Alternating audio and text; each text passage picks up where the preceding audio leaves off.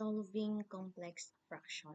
So in this case, we have to solve this one first. What is 1 plus 1/3?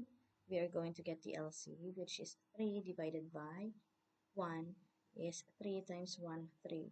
Plus 3 divided by 3 is 1 times 1, 1.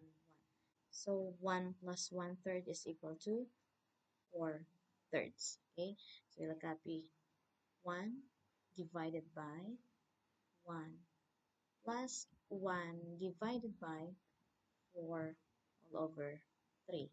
Now, what is the shortcut of division of fraction? Okay, so 1 divided by 4 all over 3, the shortcut of this is get the reciprocal of this and proceed with multiplication. So it becomes 1 all over 1 plus 3 all over 4. Because you are going to flip 4/3 into 3 all over 4. Okay, and then multiply it to 1. So the answer is 3 all over 4 is equal to 1 divided by 3 all over 4 again. We are going to add it to 1. So it's 7 all over 4.